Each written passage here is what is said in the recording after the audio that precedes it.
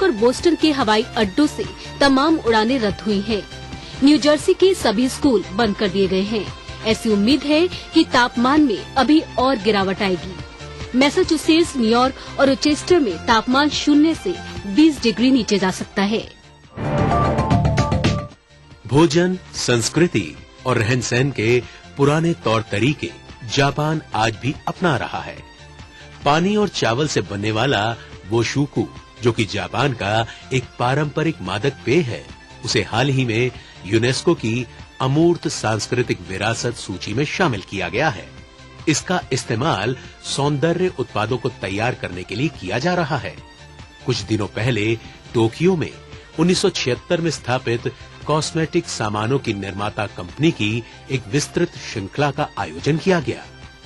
पोला ओर्बिस तकरीबन 6,500 प्राचीन सौंदर्य उत्पादों के लिए 15,000 साहित्य दस्तावेजों पर शोध करके आधुनिक सामान तैयार कर रहा है। 1929 में सुजुकी द्वारा स्थापित पोला उन्नत और उच्च गुणवत्ता वाले सौंदर्य प्रसाधन के निर्माण के लिए मशहूर है। ये बुढ़ापे से निजात दिलाने वाले अपने उन्नत प्रौद्योगिकी के लिए जाना जाता है। ये न केवल सौंदर्य प्रसाधन बल्कि जापान की एक समृद्ध भोजन और पेय परंपरा है। शेक जापान का एक रिवायती पेय है जो जापान आने वाले लोगों के बीच खासा मकबूल है। चावल और पानी से बनने वाले इस पेय का इतिहास तकरीबन 2000 साल पुराना है, लेकिन नई तकनीकों का इस्तेमाल करके इसकी गुणवत्ता को बढ़ाया जा रहा है। इस पेय को जापान के लगभग 47 प्रशासकीय क्षेत्रों में तैयार किया जाता है।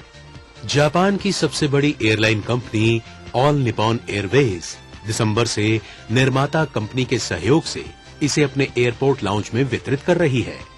एयरवेज कंपनी इस पेय के तकरीबन 564 ब्रांड को बढ़ावा देकर पर्यटकों को अपनी तरफ आकर्षित करने की कोशिश में लगी है। नेपाल में चल रहे राजनीतिक गतिरोध को हल करने की कोशिश की जा रही है। संविधान सभा के चुनाव में सबसे बड़ी पार्टी बनकर उभरी नेपाली कांग्रेस ने कहा कि वो सीपीएन माओवादी को संविधान सभा में कुछ सीटें अलॉट करके उन्हें मनाने की कोशिश करेगी। हाल ही में हुए चुनाव में माओवादियों को करारी शिकस्त का सामना करना पड़ा था। इस बात से नाराज माओवादियों ने चुनाव परिणाम का बहिष्कार किया था। 601 सदस्यीय संविधान सभा में आम राय के आधार पर 26 सदस्यों को नामित किया जा सकता है। बर्मा हुकूमत ने राजनीतिक सुधारों की दिशा में एक अहम फैसला लिया है। वहाँ की सरकार ने अधिकतर राजनीतिक बंदियों को जेल से रिहाई का फैसला लिया है। मार्च 2010 में लोकतांत्रिक सुधार के शुरू होने के बाद से ही वहाँ बहुत से लोगों को पहले ही रिहा किया जा चुका है। गौरतलब है कि राष्ट्रपति थेनसेन ने इस साल के अंत तक सभी राजनीतिक बंदियों को रिहा किए जाने का वादा किया था। अब पेश है हॉलीवुड और ग्लैमर जगत से जुड़ा हमारा सेक्शन ग्लैमर अपडेट।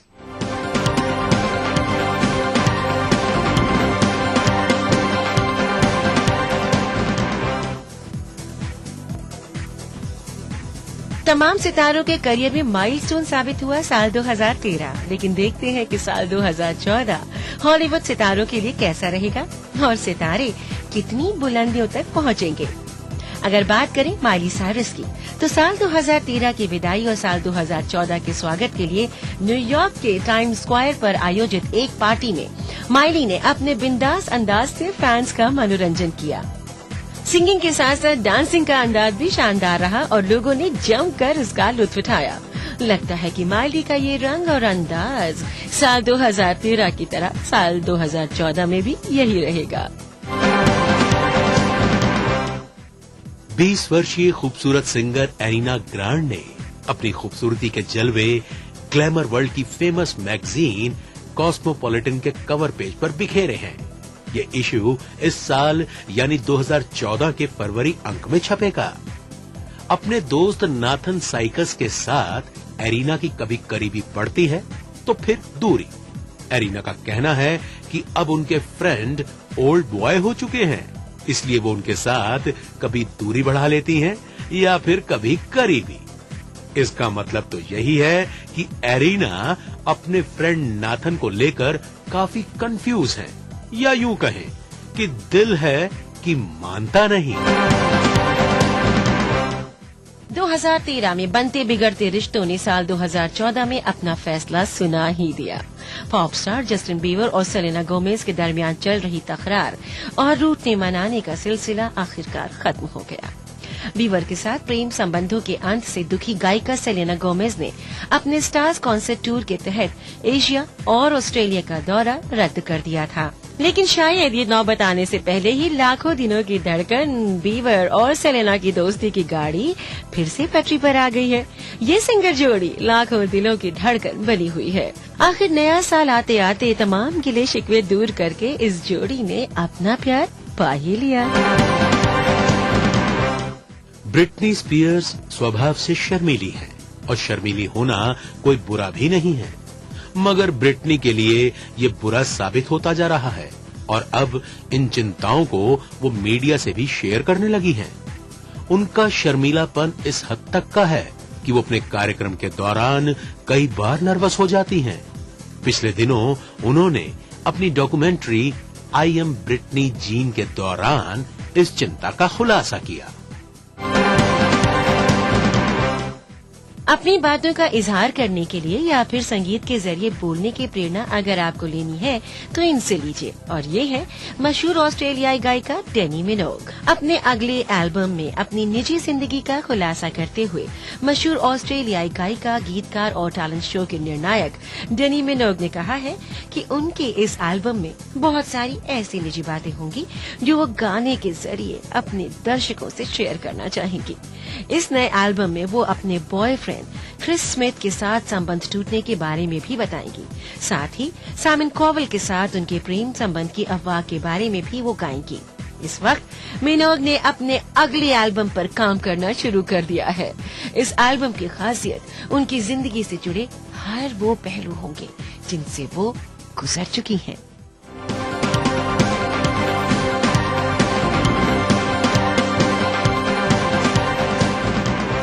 तो ये था दुनिया अपडेट। अगले हफ्ते फिर हाजिर होंगे और खबरों के साथ। तब तक के लिए दीजिए इजाजत।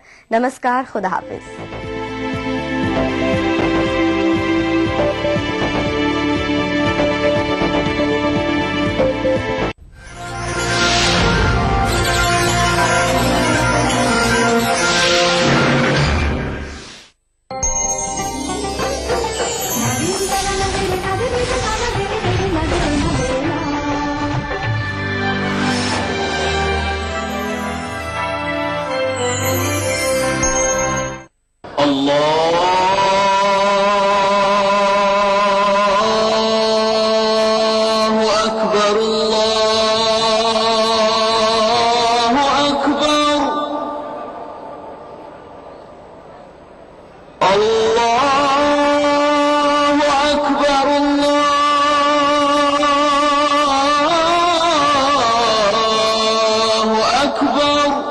मस्जिदुल हराम से नमाज फज्र देखिए रोजाना सुबह 5:30 बजे सिर्फ ईटीवी उर्दू पर।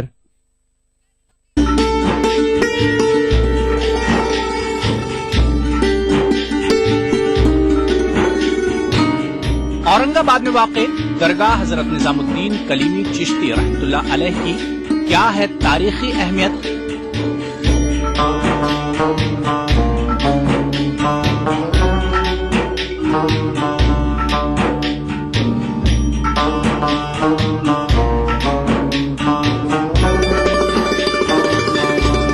देखिए प्रोग्राम बारगाहे अकीदत में बुध की रात 8:30 बजे और जुमा दोपहर 2:30 बजे सिर्फ ईटीवी उर्दू पर। ईटीवी उर्दू पर अगला प्रोग्राम।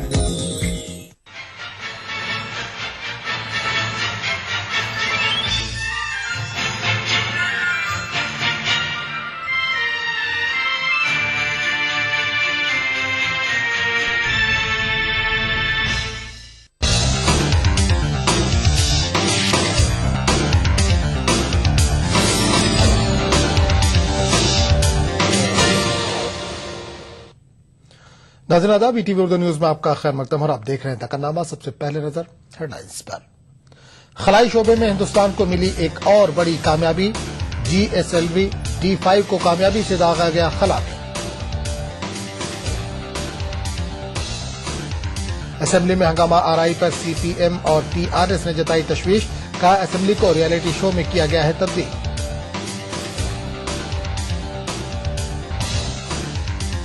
और नलगुंडा इस्मत रेजी मामला, DGP ने कहा तहकीकात के बाद मुलजिम के खिलाफ की जाएगी कार्रवाई।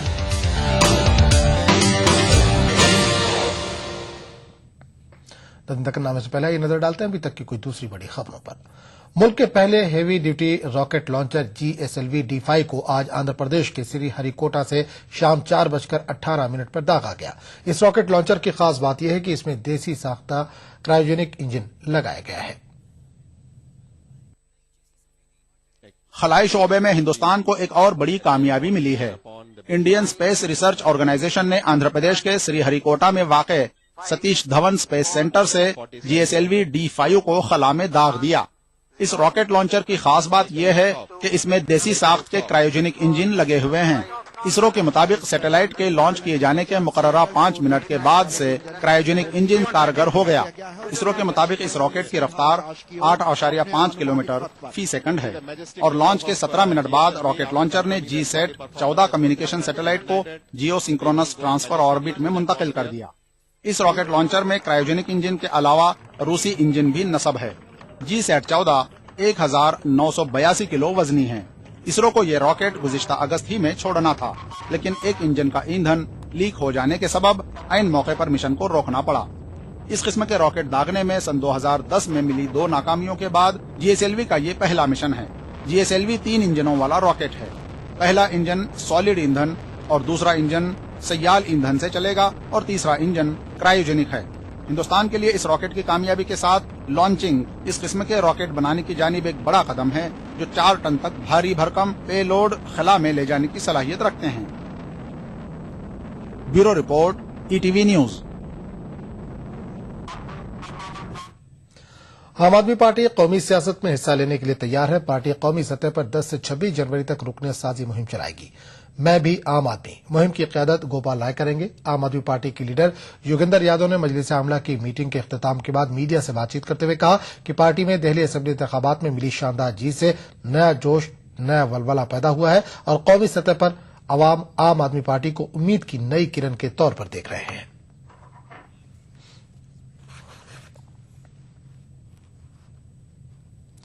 महाराष्ट्र में रवा साल लोकसभा और असेंबली इंतखाबात होने वाले हैं। ऐसे में रियासत में कांग्रेस, NCP और बीजेपी शिवसेना इत्तेहाद के लिए आम आदमी पार्टी एक नई हरीफ की हैसियत से सामने आई है।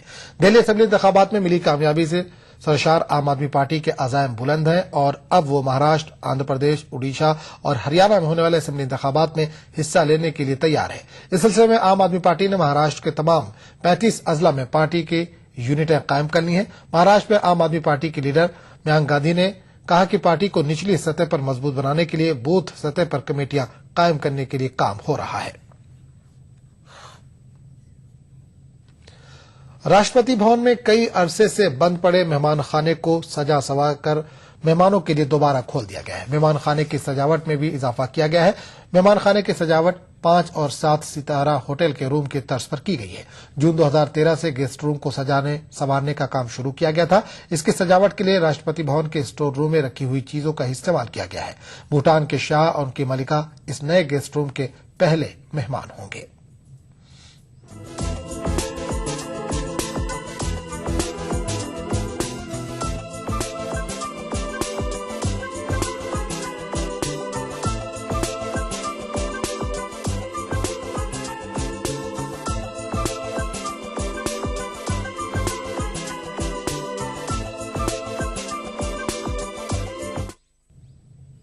और नजर तकन्नामे की खबरों पर।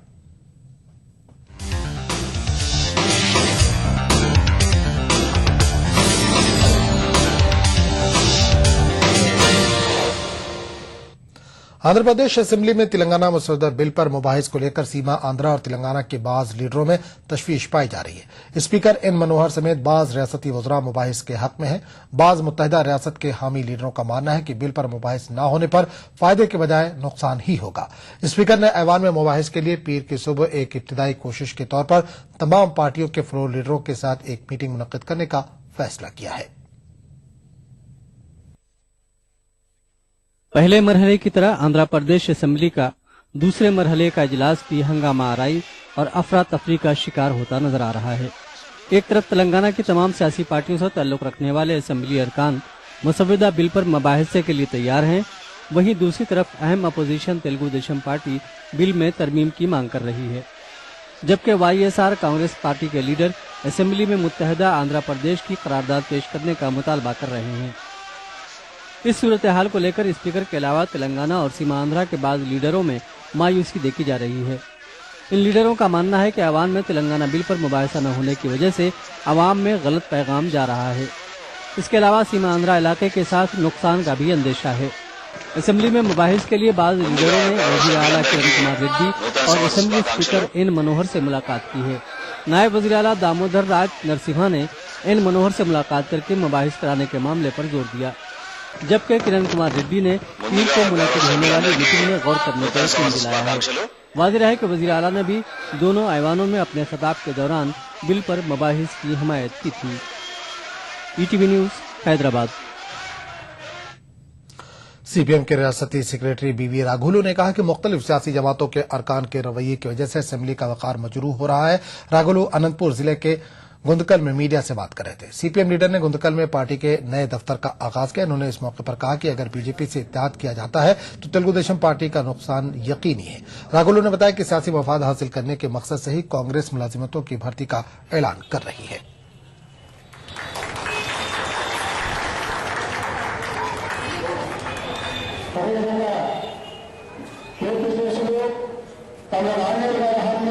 పూర్తిగా రసాభాసగా జరుగుతున్నాయి.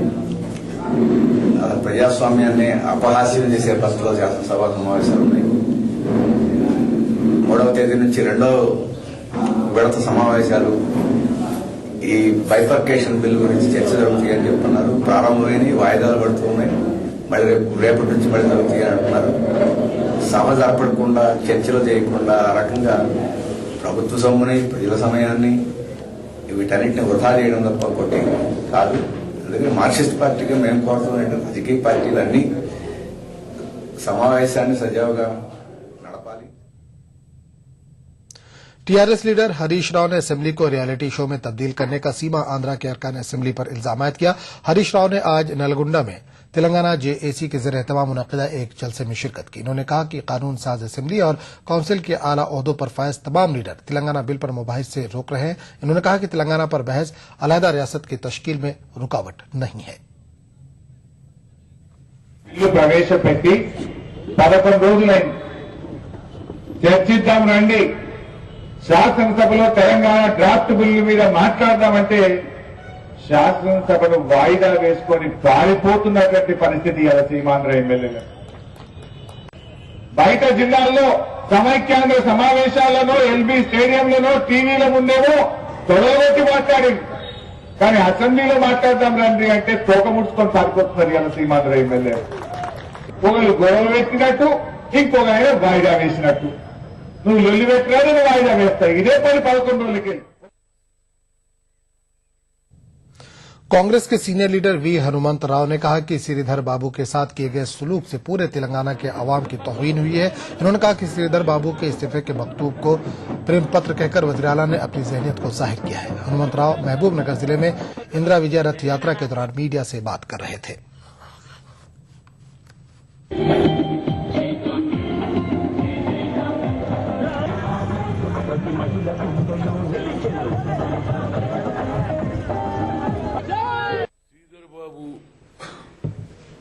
లెటర్ రాజీనామా లెటర్ మీకు ముందిందా అంటే ఆయన ఏమిటి ప్రేమ లెటరా లవ్ లెటరా అనడం నిజంగా ఆయనకున్నటువంటి ఏదైతే అహంకార ధోరణి,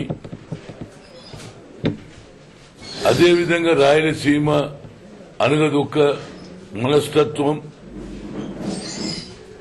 ఎదుటివాన్ని కించపరచాలనేది ఉద్దేశం.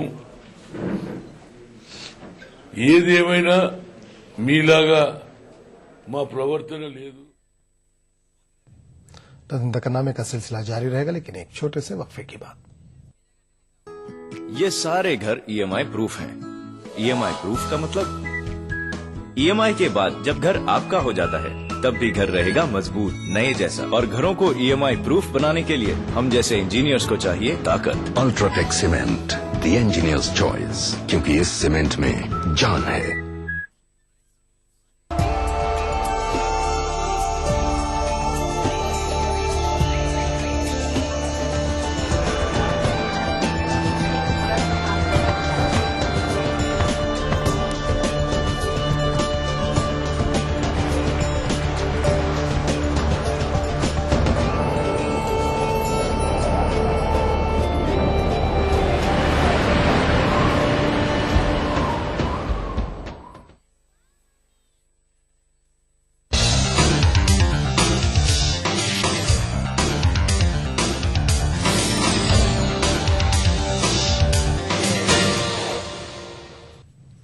ईटीवी उर्दू न्यूज में एक बार फिर आपका खैर मकदम और आप देख रहे हैं दकन्नामा। कन्नूल में आज शहर के 300 नौजवानों ने तेलुगुदेशम पार्टी में शमूलियत इख्तियार कर ली। बाद में टीडीपी के कारकुनों ने एक बाइक रैली भी निकाली। इस मौके पर तेलुगुदेशम पार्टी के लीडर सोमिशेट्टी वेंकटेश्वरलू ने कहा कि टीडीपी से ही नौजवानों की हमाजहत तरक्की मुमकिन है।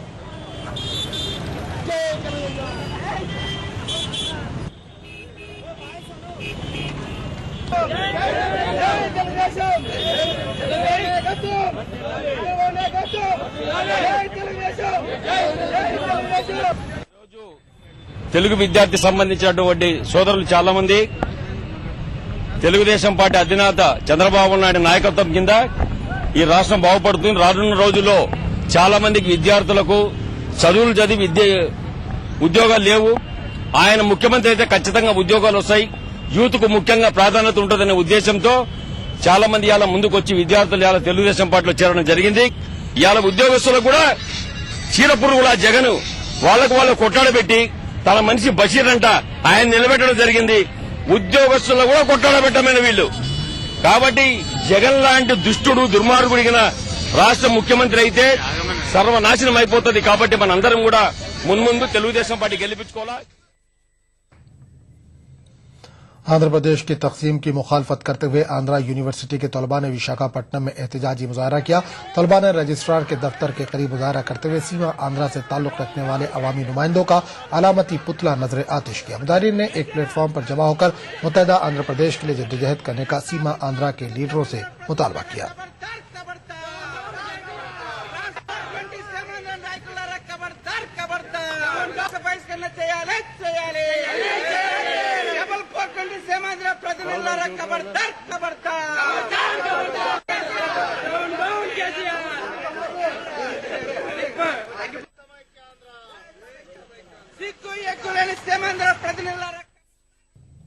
रियासती डीजीपी प्रसाद राव ने कहा कि यतीम और बेसहारा बच्चों की निगहदाश्त के लिए समाजी और फलाही तंजीमों को आगे आना होगा। प्रसाद राव आज मार्क फाउंडेशन नामी समाजी तंजीम की जानिब से हैदराबाद के विजय भास्कर रेड्डी इंडोर स्टेडियम में मुनक़िदा एक प्रोग्राम से खिताब कर रहे थे। बाद में उन्होंने नलगुंडा इस्मत रेजी मामले से मुतालिक एक सवाल के जवाब में कहा कि निर्भया केस के तहत मुलजिम को गिरफ्तार कर लिया गया है और तहकीकात के बाद सख्त कार्रवाई की जाएगी।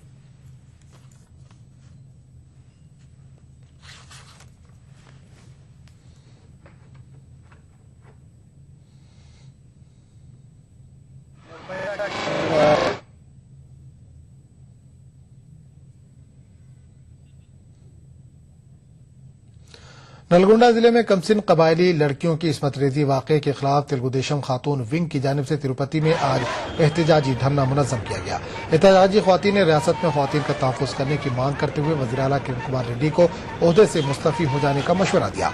एहतजाजी ख्वातीन ने वज़ीर आला का अलामती पुतला नजर आतिश करने की कोशिश की, ताहम पुलिस ने एहतजाजी ख्वातीन को गिरफ्तार कर लिया।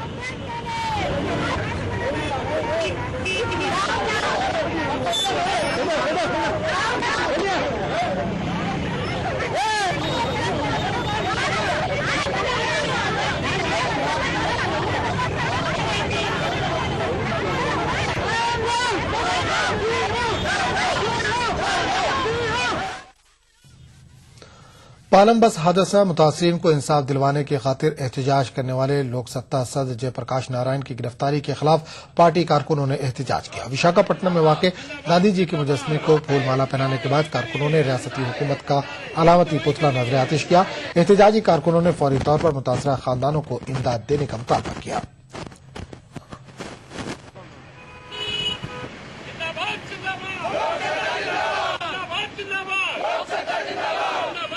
రాష్ట్రంలో నడుస్తున్నది చచ్చు ప్రభుత్వం, చేతగాని దద్దమ్మల ప్రభుత్వం. అక్టోబర్ 30న పాలెం బస్సు దుర్ఘటనలో చనిపోయిన బాధితులకు న్యాయం చేయలేని దద్దమ్మ ప్రభుత్వాన్ని నిరసిస్తూ జయప్రకాష్ నారాయణ గారి నిరసన చేస్తే వారిని అరెస్టు చేయడాన్ని లోక్సత్తా పార్టీ నుంచి తీవ్రంగా మేము ఖండిస్తున్నాం. ఈ రాష్ట్రంలో రవాణా శాఖ మంత్రిగా ఉన్న బొత్స సత్యనారాయణ రవాణా శాఖ మంత్రిగా కాదు, ప్రమాదాల శాఖ మంత్రిగా తయారయ్యారు.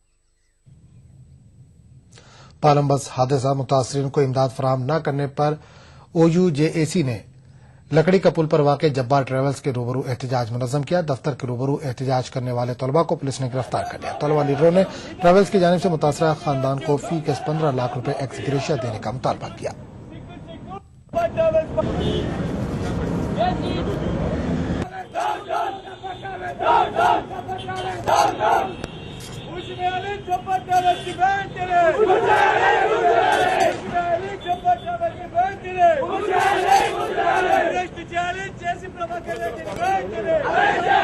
వరకు కూడా న్యాయం జరగలేదు.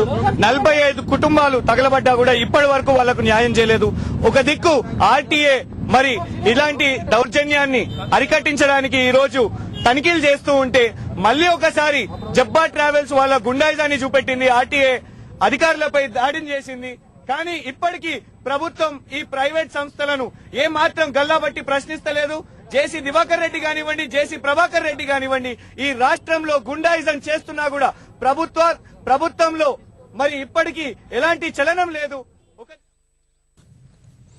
भारत संचार निगम लिमिटेड ने रियासत आंध्र प्रदेश के दूर दराज इलाकों और देही मुकामात तक 3G खिदमात को तोसी देने का मंसूबा बनाया है। देही इलाकों में इंटरनेट, ब्रॉडबैंड और वायरलेस सहूलियात पहुंचाने की खातिर BSNL ने 450 करोड़ रुपयों का भारी बजट खर्च करने का मंसूबा बनाया है।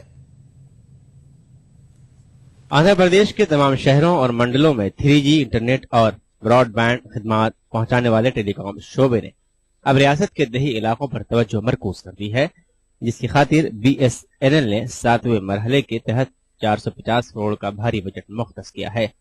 वाज़ेह है BSNL इदारे ने 5वें मरहले के तहत 128 करोड़ और 6वें मरहले के तहत 40 करोड़ का बजट खर्च किए थे, लेकिन इसके बावजूद निजी टेलीकॉम ऑपरेटर्स के मुकाबले BSNL पीछे है। आंध्र प्रदेश में सबसे ज्यादा सार्फिन एयरटेल के हैं, उसके बाद आइडिया और BSNL को तीसरा मकाम हासिल है। निजी टेलीकॉम ऑपरेटर से मुसाबकत को मद्देनजर रखते हुए BSNL ने अब कम से कम 1000 आबादी वाले तमाम देही इलाकों में 3G इंटरनेट और ब्रॉडबैंड खिदमात पहुंचाने का मंसूबा बनाया है। And I hope that our coverage would have improved, and after we add the balance base stations, I think our coverage across Andhra Pradesh should be very good and customers should feel happy with BSNL services.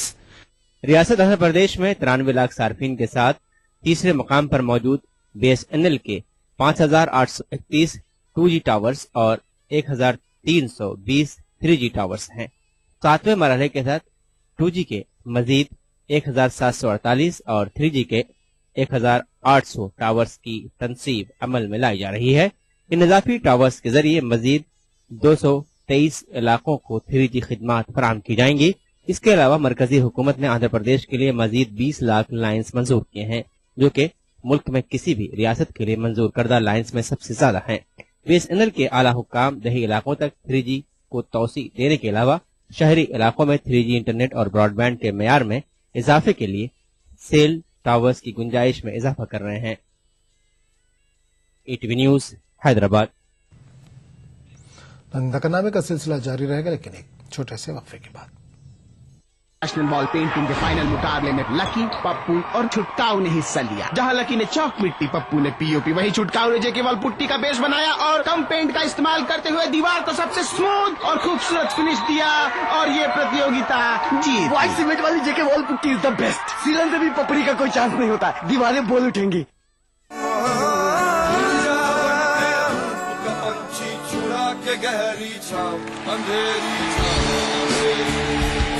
छोटी छोटी problems हमारी जिंदगी में आ जाती, जो आपकी problem से हिसाब से कुछ नहीं। क्या कमाल की जिंदा दिली है आपने। 11 जनवरी से हर शनिवार और रविवार रात 9 बजे सिर्फ कलर्स पर। आप प्रधानमंत्री बनने फैसला होना, क्योंकि ग्लोबल खराब है इसलिए हम खराब हो गए।